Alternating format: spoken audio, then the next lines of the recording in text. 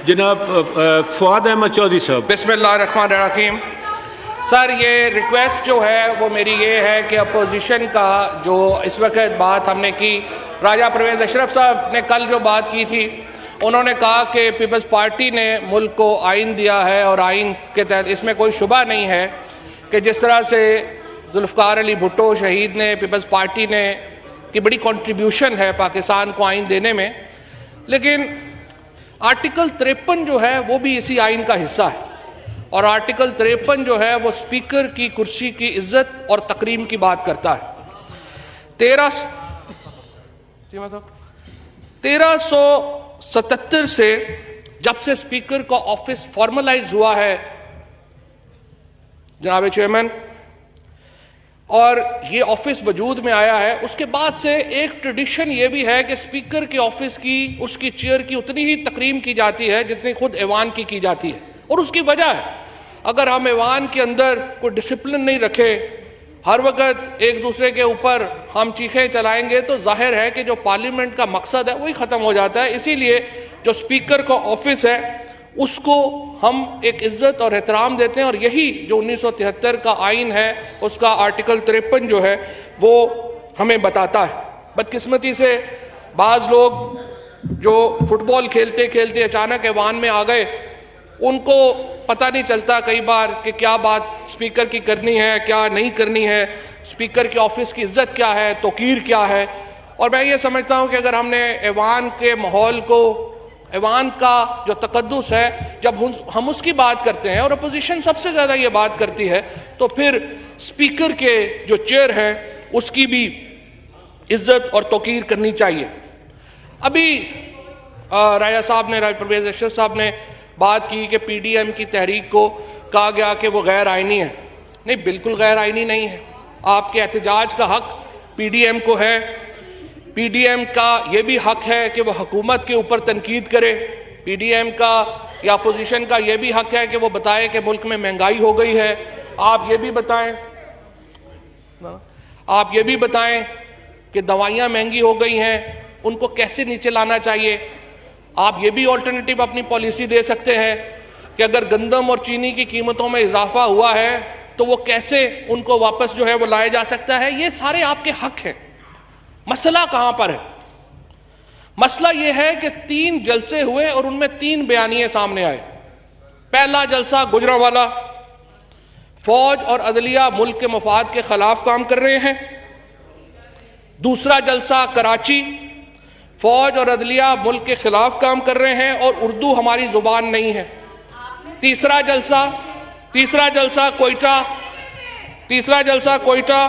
फौज अदलिया पाकिस्तान के मुफाद के खिलाफ काम कर रहे हैं और हमें आज़ाद बलूचिस्तान चाहिए।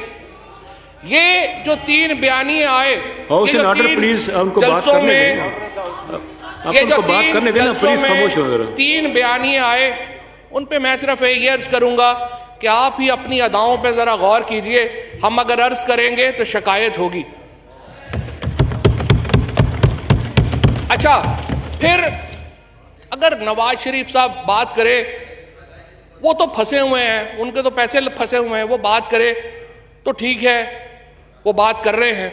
और मकसद तो 8 केस हैं।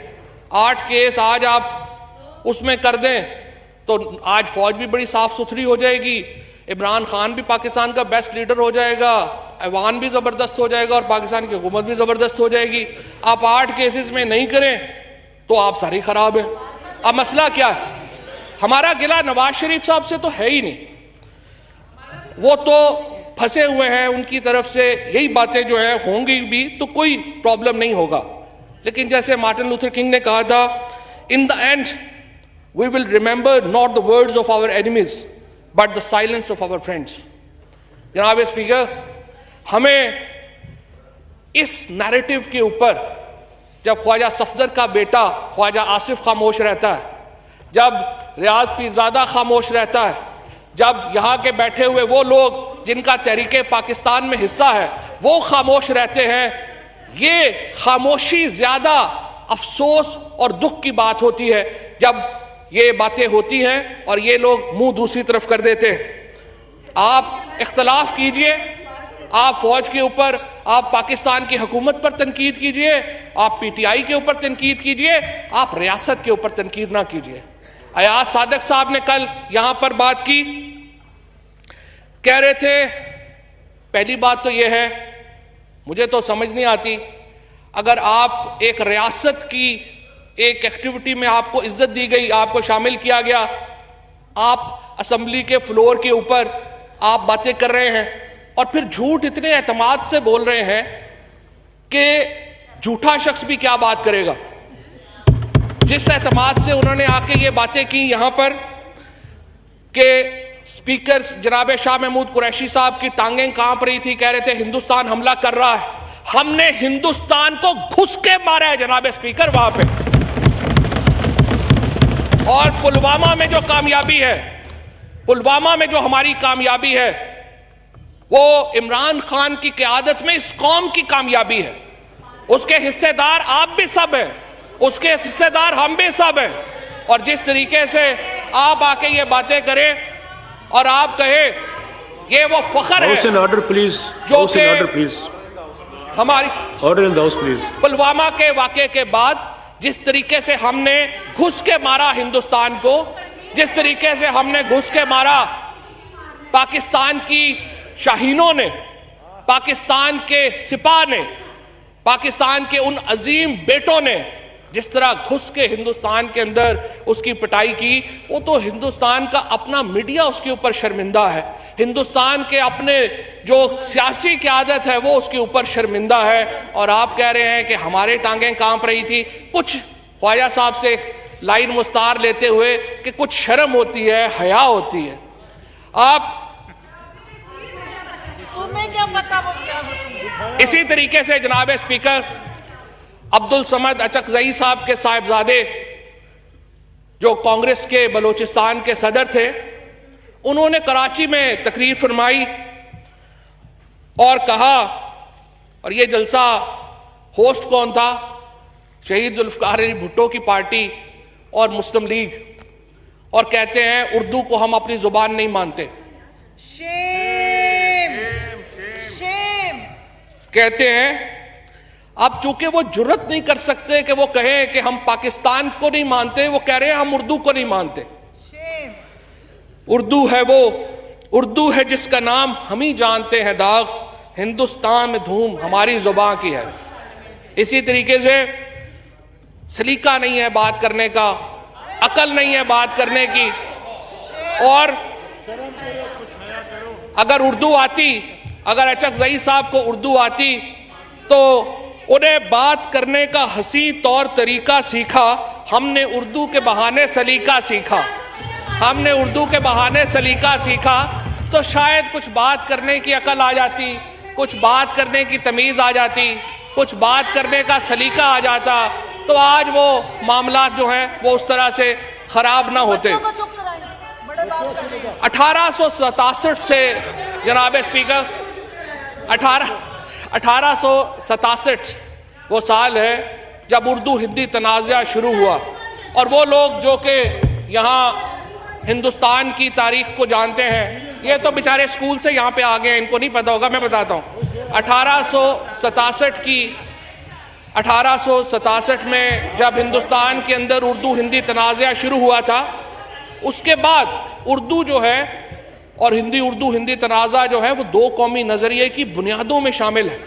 और जब वो वहाँ पे कोई खड़ा होकर कहे कि मैं उर्दू को ज़ुबान नहीं मानता, वो कहे कि बाढ़ को उखाड़ दो और बाढ़ जो है वो हमारे मुफाद में नहीं है, तो वो फिर गिला हमारा उनसे नहीं है, गिला दोबारा हमारा उन दोस्तों से है जिनकी साइलेंस इस वक्त डेफनिंग है, जिनकी खामोशी इस वक्त वो बता रही है कि मामला किस कदर गंभीर है। इसी तरह से जनाब स्पीकर मैं और अर्ज करूंगा, इसको कंक्लूड फरमा लीजिए। जी कंक्लूड करता हूं जनाब स्पीकर। एक जो मामला है जिसमें जो PMLN एक खतरनाक, मैं दोबारा मैं ये बात, मैं कोई तनाज़े की बात नहीं करना चाहता सिर्फ, और यहाँ पे जो ज़्यादातर लोग बैठे हैं उनसे साथ फ्रैंकली कोई तनाज़ा है भी नहीं, क्योंकि हम जानते हैं ये उतनी मुहब्बत वतन है जितने बाकी कोई पाकिस्तानी है, जितने हम मुहब्बत वतन है। लेकिन बात करने का सलीका होना चाहिए। बार बार इनके स्टेज से बात आती है कि हम फौज के जर्नैलों के साथ हैं, फौज के जर्नैलों के खिलाफ हैं, फौज के जवानों के साथ हैं। ये बात आप करके किसका फायदा करना चाहते हैं? मुझे आप बताइए, क्या जब मेजर जनरल सनाउल्लाह नियाजी ने अपनी शहादत नहीं दी इस जंग में? मुझे आप बताइए, जनरल मसूद असलम का जवान बेटा यहां पे शहीद नहीं हुआ? कौन सा इस वक्त लेफ्टिनेंट जनरल है पाकिस्तान की फौज का, कौन सा इस वक्त मेजर जनरल है पाकिस्तान की फौज का, ब्रिगेडियर है, कर्नल है, कैप्टन है, जिसने अपना सीना अपने जवान के साथ पेश नहीं किया इस जंग में? ये तकसीम की बात आप ना करें।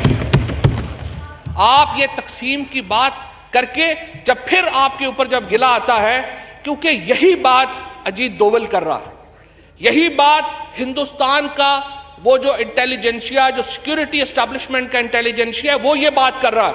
हमें मुझे यकीन है, मुझे यकीन है, आप सब मोहब्बतन लोग हैं, मुझे यकीन है आप लोग, लेकिन कई दफा नादानी में भी गलतियां हो जाती हैं।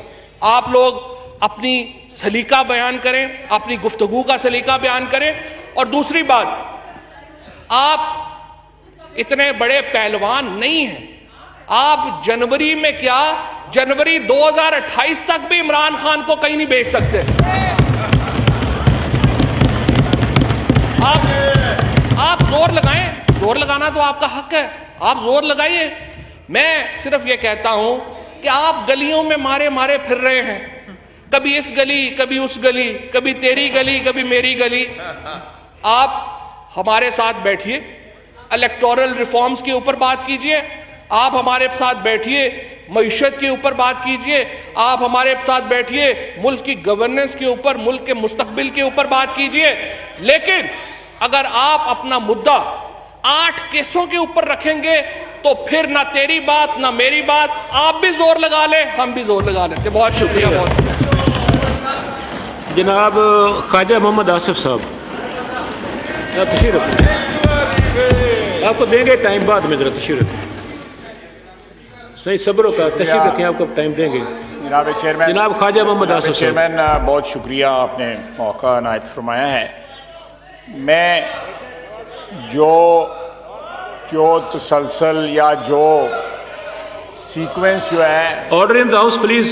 ख्वाजा साहब की बात सीक्वेंस जो है पिछले 1.5-2 घंटे में इस हाउस में बहस का चल रहा है, उसके मुताबिक ही बात करूंगा।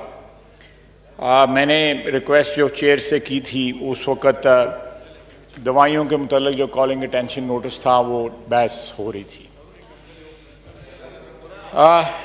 जनाब वाला, पहले इस हाउस के एक साहब जो है वो सेहत के वजीर थे, शोर मचा, उन पे इल्ज़ामात की बुछाड़ हुई, उनको अपने ओहदे से हटा दिया गया, उनको सजा दी गई ना दी गई, ये एक सानिया है। लेकिन इतनी एडमिशन जो है कम से कम गिल्ट की हो गई कि उनको ओहदे से हटा दिया गया। दास्तानें हैं कि अरबों रुपया उन्होंने बनाया। उसके बाद जफर मिर्जा साहब आए, कोविड के अरूज और जवाल की दास्तान जो है वो जफर मिर्जा साहब से जुड़ी हुई है। जफर मिर्जा साहब जो हैं, जफर मिर्जा साहब लूट लाट के आपने उनको भी हटा दिया, आपने ऑर्डर इन द उनको भी हाउस हटा प्लीज। दिया। आप खामोशी इख्तियार करें, आप अपनी सीट से बैठे हैं। जी आप बात करें। आपने उनको भी हटा दिया, वो भी बैरूने मुल्क चल गए, माल वगैरह जो है समेट के। उसके इस बाद आपने अपने अस्पताल का जो है ना चीफ एग्जीक्यूटिव जो है वो दवाइयों पे लगा दिया। 500% जो है 500% दवाइयां जो है ना वो बढ़ गई।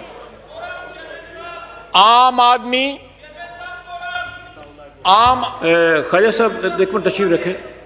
कोरम पॉइंट आउट किया है अताउल्लाह साहब ने। हाँ जी,